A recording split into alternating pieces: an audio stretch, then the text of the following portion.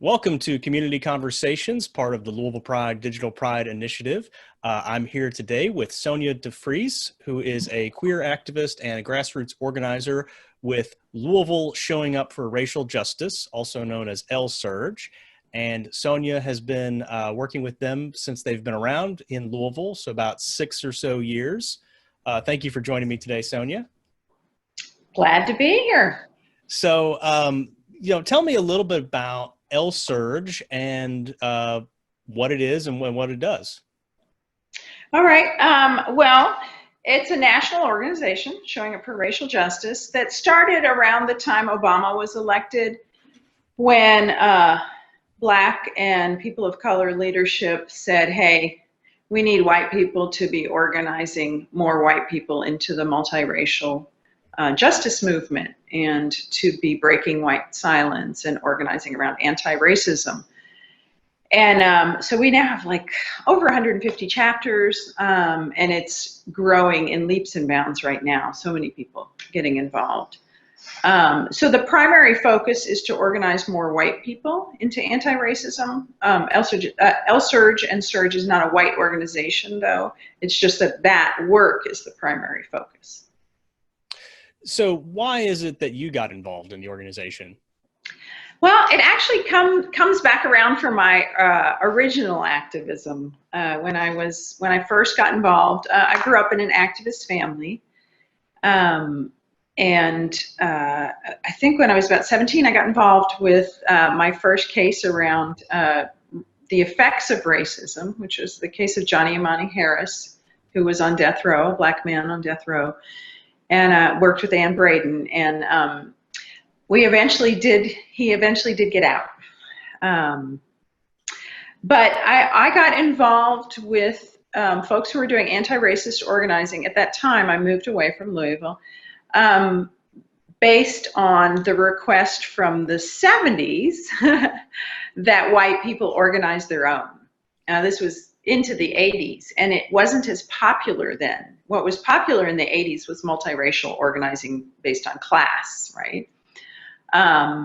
But so coming into SURJ made so much sense to me because, I've always felt like white people have a particular responsibility because our ancestors created white supremacy, and directly and indirectly, we have maintained it to a certain extent. And so that work makes sense to me, and I think it's necessary and, really vital to do that work, understanding that we work in conjunction with Black and Brown and Indigenous leaders, and we're accountable to that leadership. As you say, that has not always been the dominant view. There's been skepticism about sort of white anti-racist organizations in the past. For good reason. Yeah, can you talk about some of that? Gosh, I mean, it's so complex, but it's like, that's why I think the accountability part is so important, because, for so many reasons, but also because, what we need to be listening to is what the most affected communities are asking for and demanding and wanting to focus on, which doesn't mean that we don't come up with like stuff that we want to do. But it has to be in conjunction and in alignment. And I think anytime you get white folks organizing without that kind of accountability, you often have problems. I mean, it's like we only have to look at the white-dominated women's movement to see that, the way that a lot of obliviousness to race and class and same was true. Like, I never got directly involved with the mainstream LGBT, at the time it was LGBT movement, because, I remember in San Francisco when the demands were to be included in the military and to be able to get married. And I was like, that's just not my idea of a revolution. To be able to fight in imperialist, racist wars and to be able to, mimic heterosexual relationships. I understand it's very important to have marriage equality, though. I did get convinced of that, at least. I'll never get married, but Well, and whether it's the most important thing to be fighting for, when and that's a question, yeah, in different areas. Of course, marriage equality is settled, at least for now, but right, people were pushing for that, and it's, do we even have hate crimes protection, and do we have hate crimes protection that covers gender identity as well as sexual orientation? And there's a lot of right, tactical questions, strategic questions about, what cause do we fight for? And I right. think that speaks to that accountability piece. Yes, yes. And when you have a white-led movement, you get statements like, why would we focus on police abuse? Right? Mm-hmm. Not recognizing who is part of the larger community, that it's not just white, middle, and upper class people, but people tend to get that kind of tunnel vision and not recognize the privilege involved in just fighting for marriage equality or just fighting to be part of the military. One of the things you just mentioned was police abuse, which obviously is central to this racial uprising that's going on right now. And one of the things that Mayor Fisher agreed to almost immediately when the protesting began was a civilian review board with subpoena power, which is something that's been a goal of anti-racist and anti-police abuse organizing in Louisville for at least 20 years, at least as long as I know about. Do you think that's going to make a difference? Well, it remains to be seen. Like, that is not an active thing yet. There's, a committee, I guess, to talk about it. And unfortunately, a lot of times these announcements get made and then what actually happens is very different. So we have to keep pushing on that to make sure, because I have been in cities where they have civilian review boards that basically work alongside the police. So we need to be really, really vigilant about how that plays out, how it unfolds, and keep making the demands that we're making. One of the things I've been excited about is that this is, it's so much bigger than police abuse. It's about the entire system. And I think COVID-19 has really brought out, the just brutal inequality in our society, and the fact that, sure, everybody's susceptible to COVID-19. Well, of course, if you have underlying conditions, more so. But the death rate of Black people and Indigenous people especially is so much higher. And, and so it brings in all of the issues, the inequality in healthcare and housing and absolutely everything. And at the same time, we have these just devastating examples of police brutality, here in Louisville and all over the United States, and actually all over the world. People are fighting against white supremacy. People are like, we've had it. We are getting rid of this now. And I feel like it's a much more all-encompassing movement right now. It's like, no, we're not talking about police reform. We are talking about abolition. We're talking about defunding the police. We're talking about reallocating resources. We're talking about alternatives, like the police should not be going to deal with someone who's having a mental health crisis. What ends up happening? They often end up dead. The rate of people with mental and emotional issues going on who are killed by the police is so high. And I think all of this is being recognized, that it's about the economic structure, the political structure. I mean, Charles Booker's campaign, I think, also showed us that Kentucky is ready for some real transformational change. You have this amazing, visionary young Black man traveling all across Kentucky and getting this support, in majority white communities sometimes. It's to me, that is so hopeful. It's people are really wanting real change, and the work around getting justice for Breonna continues, and it's so much bigger, that story is so important in and of itself, and represents so much. And it's like I heard her mother talking about, I'll try not to get emotional, but I heard her mother talking about how her daughter, Brianna, always said she wanted to be part of making big change. And that she's realizing, this was not the way they had envisioned it, but that this is what's happening.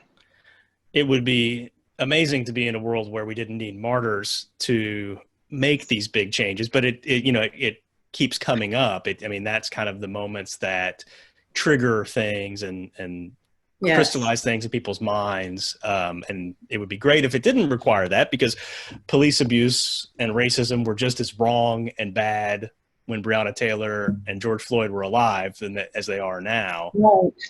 But Right. I want to ask you about, and this, we kind of started talking about this a little bit, but there's one of the things I've been thinking about a lot is, in my mind, I call it the paradox of white leadership. And it's something I see in a lot of the conversations around anti-racist organizing, is white people need to take leadership. They need to organize their own people. They need to be proactive, not be asking people of color what to do, looking to them for direction. But at the same time, they need to follow the direction of people of color. And, and I think there's a paradox there. Have you experienced that? Have you resolved that paradox for yourself? Yeah, I think that's why I like the framing of accountability partners instead, because it's not about sitting there on our hands. Okay, what should we do next? It's about really listening and paying attention and, coming up also, supporting campaigns, but also coming up with what we think makes sense in terms of a particular moment, and just staying in conversation. I think it's super important that it's not about being passive and like, okay, I'm gonna wait until, so-and-so tells me what to do here, because that would be a huge burden, huge burden. And we don't want to do that.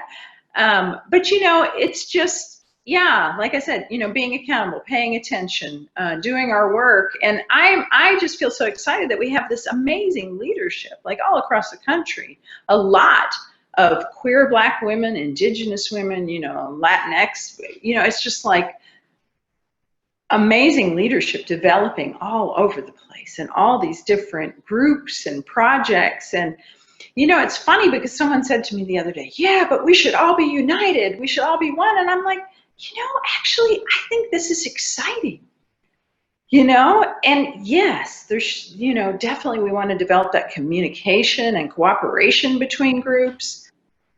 But I'm excited when something pops up across town that I didn't know about and I had nothing to do with, it's like, yay, this is great. There's just a lot of spontaneous, really creative work going on.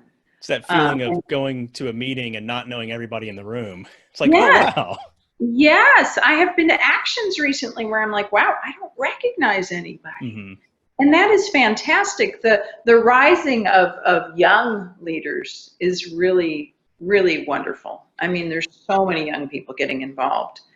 And so many young people of color and young Black people. And it's just like, and young queer people, and it's a very exciting time, and I've been saying repeatedly, like, I've never seen anything like this in my life. And I've been involved for a long time.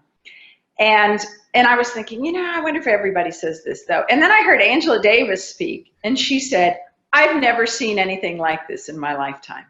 And I thought, okay, I'm not imagining this. This is huge, It definitely seems, definitely feels and is, clearly different. And I think, one of the things I've noticed is, of course, so many more young people of all races are aware and engaged, and, young white people talking about anti-racism, which was a difficult concept to get across to people, or was more difficult to get across a few years ago. But also seeing people I know who are my age or older, who I've never thought of as being particularly political, being very outspoken on these. And so, and some people I used to work with and don't really know, I've seen, really being out there on this. And I'm thinking, it's interesting that you've had some kind of arc, or, you know, that's not the position I necessarily would have expected them to take when I worked with them 10 years ago. And so I think people have really changed. Yeah. That is so true. You know, I was talking with, I did a workshop the other day on communicating, having difficult conversations about racism. And this man who was probably close to 70 came, and he said he had never been an activist before. And that what moved him was this moment, but also remembering something that happened 30 years ago, where he felt like he did not do the right thing in terms of a black coworker who tried to, you know, make him aware of racism in the workplace. And I was so moved by that, you know, and that's happening across the board. And, you know, the people who've been doing the work all along, it's like that is the groundwork for some of this. It's like in the first rallies when I would hear the you know, young black leaders say, hey, we need white people in the front. There wasn't any hesitation. We need white people in the front, you know, to make a barrier with the police because you're less likely to be harmed. I don't know if 10 years ago, white folks would have just gone right up there in the front. You know what I mean? Because there wasn't that understanding. And so I just think there's a much deeper understanding. We still have, you know, a long way to go. And we still need to keep learning. We need to be humble about it. And that's one thing, you know, one thing I'm always telling new activists, especially new white activists, is don't just read the stuff on the internet. Like read the history, read, you know, James Baldwin, read Angela Davis, read Assata Shakur. It's Assata Shakur's birthday today, by the way. And she is still living free in Cuba, and she inspires people to this day. You know, that we need to keep doing that. I mean, I myself stay engaged with you know, reading and discussions because, you know, every day in this society, we are inundated with white supremacy, with patriarchy, with, you know, homophobia, transphobia, all of it. And you can't just sit still because it's like a sickness coming into us, you know? And so I really feel strongly about that, you know, and just all of it, not just the theory, not just the history, but the literature, the poetry, and it's, you know, it's sustaining. That's some of the stuff that sustains me in harder moments. It reminds me why I'm here. And I want to talk about, you mentioned difficult conversations, and, you know, that's a really big part of this. I think that what changes is when people change, and people change when they can have a relationship with somebody who can help them along. And that's very difficult.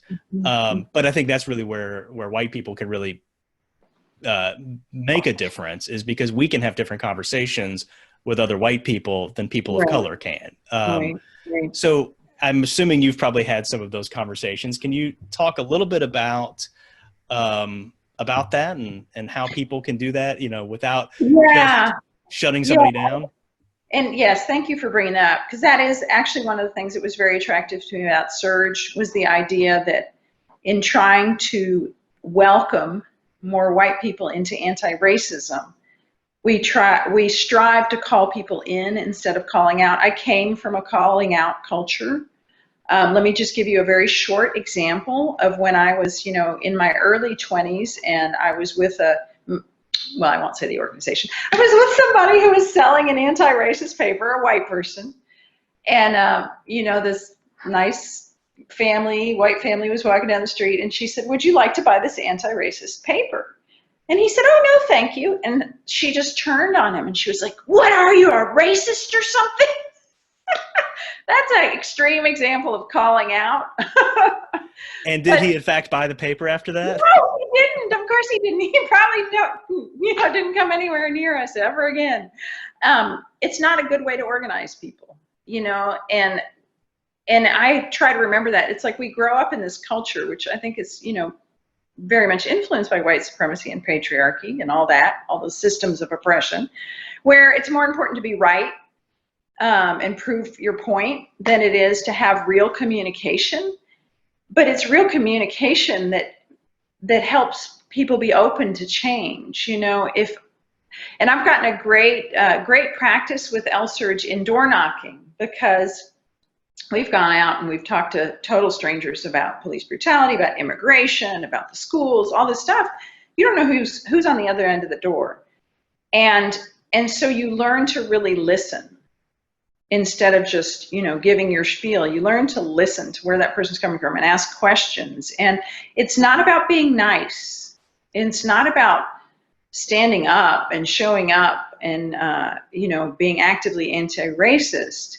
It's about, like, what is the point? The point is to engage more people. The point is to recognize each other's humanity. I've seen people. I remember knocking on the door of a woman who was in her 50s, a white woman, and we stood there and we talked about racism. And at the end, she got kind of teary and she said, "This is the first time I've ever had this conversation." And I mentioned when we were chatting before this about my grandmother. She embodied those values of SURJ. She was this fierce woman who was living in Holland during the Nazi occupation. And my grandfather was in a concentration camp and all this stuff, And so she had to deal with the SS soldiers coming to her door. And she was always very fierce. She would not give them any information. She would stand up to them. But one thing she shared with me, she said, "But I never tried to degrade or humiliate people in conversation." She said, "Because I just felt like we would be acting like them if we did that." And she said, "And these soldiers, a lot of them are in the military against their will. Their families would be killed if they refused." And so she recognized that ability to show up and be really strong and really fierce in the face of power, but also, just a certain way of communicating and treating people, and the calling in. We don't call in, people like the police. That's not no, we're calling in people we're trying to organize to anti-racism, right? I think that's an amazing story. I think that speaks to the difference between kindness and niceness. You don't just have, like, nice is the kind of, we're not gonna ruffle any feathers.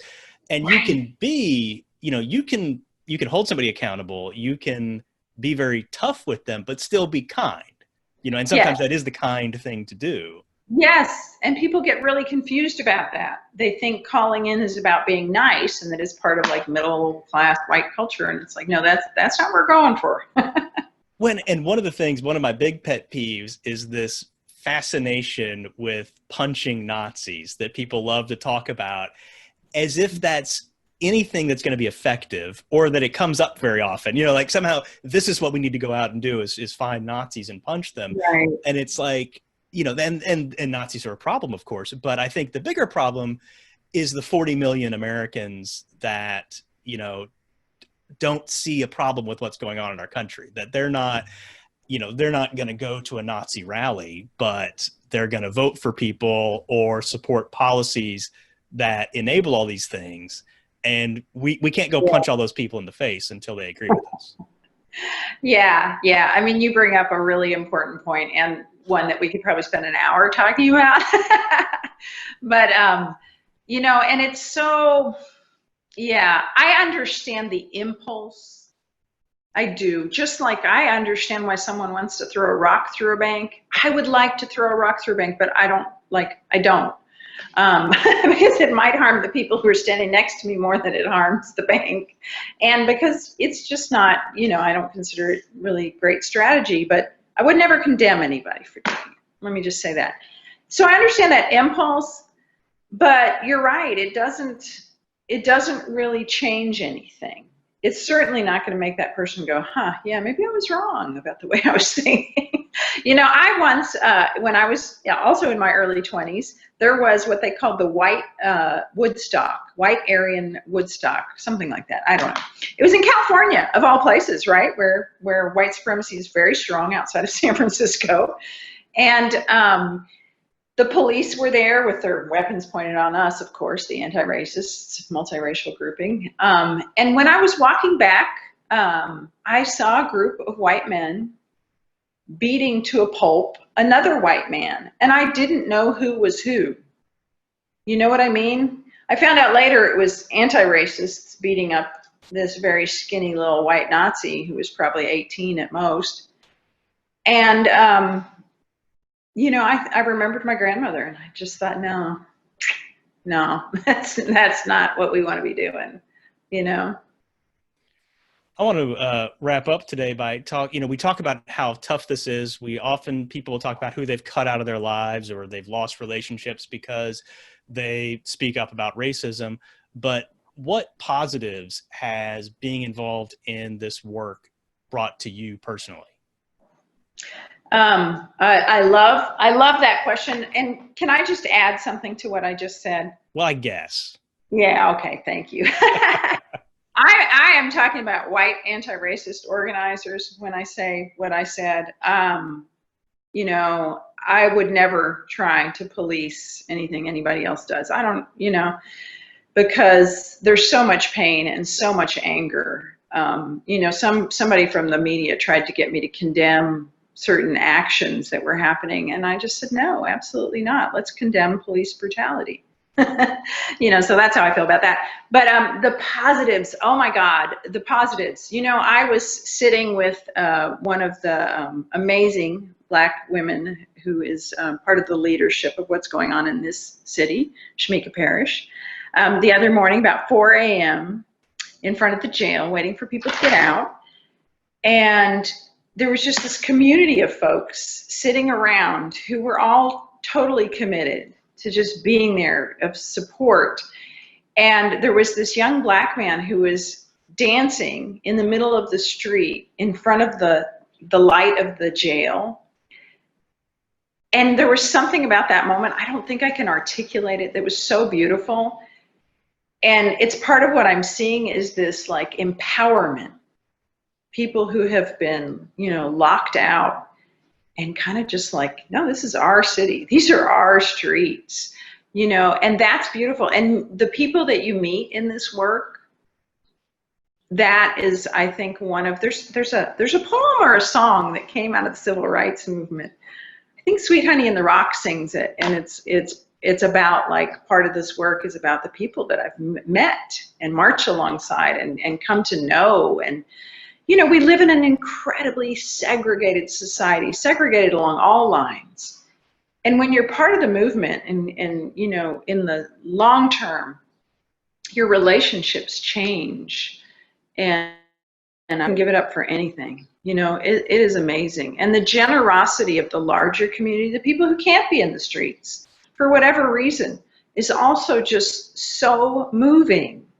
You know, it's bringing out you know, those qualities in people that we want to see. You know, again, you know, my grandmother going through that, you know, that hell of Nazi occupation, she still would say, you know, I believe the majority of people want justice, and I believe the majority of people are good. And, you know, some people would say that's naive.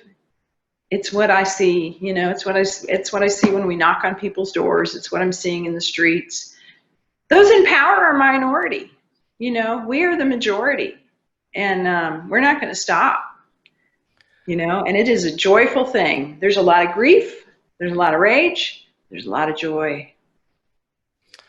Well, thank you very much for joining me today, Sonja, to talk about these very important issues. Before we go, can you tell people how they can get involved in LSURJ? Oh, yes. You can look us up on Facebook. There's a Louisville Showing Up for Racial Justice discussion page, which anybody can, you know, communicate on. The email address is slipping my mind.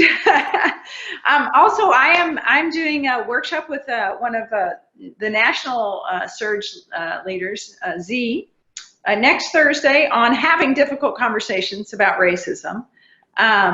So I don't know if is there a chat or something you can put my email? People yeah, we'll put it on there. Yeah. Yeah. So yeah, and just, you know, keep looking at all the different pages that you want, you know, to find out what's going on. Look at LSURJ, No Justice, No Peace, Kentucky Alliance, BLM. there's so much going on, and get involved. Find where you can put your strengths and your passion so that it will be sustainable. Awesome. Stay Well, in it for the long haul. thank you for joining me, and thank you for all the work that you do. Thank you. Yeah.